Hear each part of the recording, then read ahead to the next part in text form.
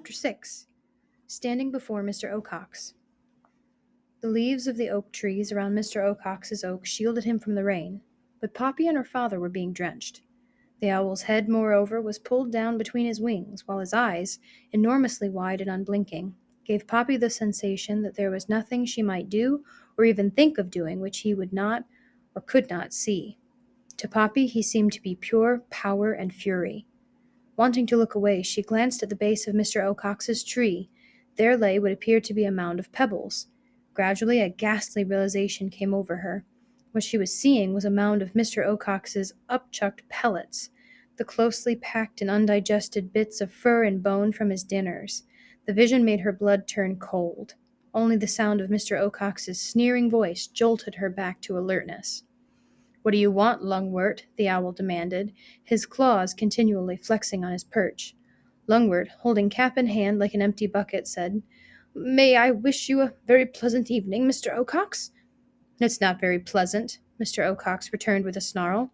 "No, well, you're absolutely right there, Mr. Ocox," Lungwort replied, straining to sound jaunty. "But April showers, as the song goes, bring May flowers, and—" Mr. Ocox clacked his beak. "Lungwort, it's summer. Did you come here to sing me idiot songs, or do you have something important to say?" "Well, in fact, I did bring—" "Hurry up. I've not eaten my dinner yet, and I'm hungry." "Well, yes, of course," Lungwort said. "I understand perfectly." Lungwort hastily put on his hat, not noticing until too late that it had been filled with rain. Water cascaded over his head. With a nervous shake, he fumbled to unroll his speech paper. Before he could get it out, Mr. Ocox's eyes grew bigger. "Who's that?" he demanded, as he moved his head about to bring Poppy into better focus. "Oh, forgive me," Lungwort said. "I've been rude. This is one of my dutiful daughters. Poppy, step forward. Look up. There's the good mouse. Mr. Ocox, may I introduce Poppy to you?" Prodded by her father, she stepped forward gingerly. All she could see was Mr. Ocox's eyes. She felt not just looked at, but attacked. "Poppy, eh?" he growled. "I think we've already met." "One of my sweetest," Lungwort offered. Mr. Ocox ignored him. Instead, he said, "What happened to your nose, girl?" I scraped it." "A close call, I'd say." "Yes, sir."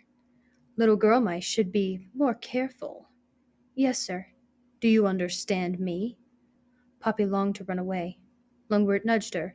"Poppy, dear, Mr. Ocox asked if you were understanding him." "Yes, sir, I do," Poppy squeaked with a bob of her head. "All right, then," Mr. Ocox said. "Now be a good little girl and come stand under my tree while I talk to your father." Hating herself for acting so fearful, queasy at the thought of getting closer to the mound of pellets, Poppy appealed to her father with a look. Lungwort, however, only nodded. "Move it!" Mr. Ocox snapped. Averting her eyes from the pellets, Poppy crept toward the tree, the flag dragging behind her. But when she reached the spot, she was unable to resist the fascination of the horrible mound. Once she looked, she caught sight of something that glittered. "All right, Lungwort," Mr. Ocox said. "Let's hear what you have to say." "Thank you, sir, thank you." Lungwort held out his piece of paper. Now the thimbleful of water, as well as the rain, had drenched it. All the same, he tried to read. "Whereas Mr. Ocox, great horned owl, ruler of Dimwood Forest region, who, out of his kindness and wisdom, protects all members of the deer mice family, whereas the said family of deer mice living in Grey House, in return for Mr. Ocox's protection, have agreed to ask his permission whenever they wish to move about. Whereas the deer mice family, having grown so great in number, need a second place of habitation, so as to maintain and enhance their lives with sufficient food. And—" Lungwort paused to shake the paper. "And what?" Mr. Ocox demanded. "The paper is somewhat wet," Lungwort apologized. "So is the style," Mr. Ocox observed. "Go on." Lungwort cleared his throat and continued to read.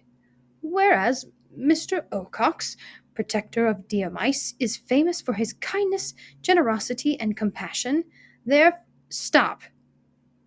"Yes?" "Repeat that." "What?" "That line about me." "About kindness, generosity, and compassion?" "Right. "I like it. That's well written."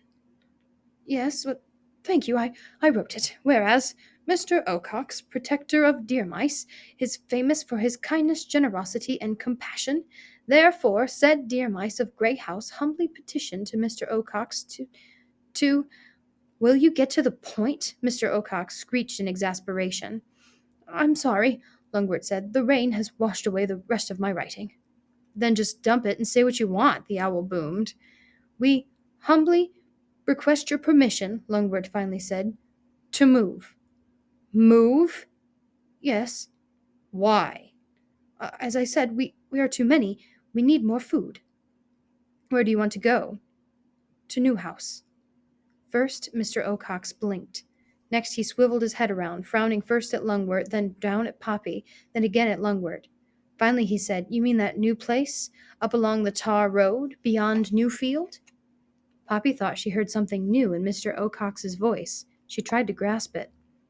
Yes, sir. Mr. Ocox hesitated. Well, have you been there? Now Poppy was sure. It was uncertainty she was hearing. Have you been there? Mr. Ocox demanded shrilly. Well, the truth is, Lungwort said, my friend Mr. Yes or no? The owl screamed. Well, no, not exactly, but my friend told me it would make an excellent source of food for half of my family, and Lungwort, Mr. Ocox interrupted, I forbid you to move to Newhouse. What? Lungwort gasped, flapping the rain away from his face with a paw. The word had all but stuck in his throat. Permission denied, Lungwort. You cannot move to Newhouse. But why, sir? Because I said so. But the Grey House area does not provide enough food. It's urgent that some of us move so we can survive, and no Newhouse. Now I've got a dinner to catch, so you'd better skedaddle, unless, of course, you want to please me by leaving your daughter. Then, the owl chuckled, I might reconsider. But Mr. Ocox leaned forward. Woo, woo, he wailed in his loudest but lowest voice. The sound exploded over them.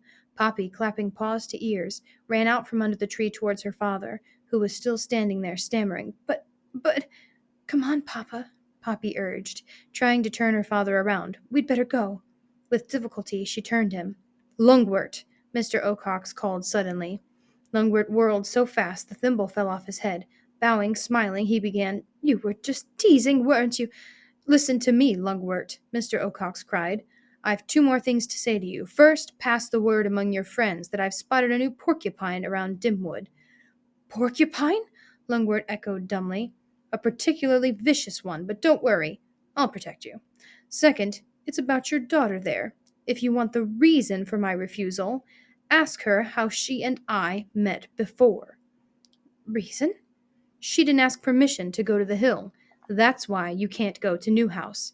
Yes, but beat it, Lungwort. Now. Come on, Papa. We'd better leave. Lungwort glanced about for his thimble hat. It had rolled away. It was Poppy who retrieved it and put it on his head.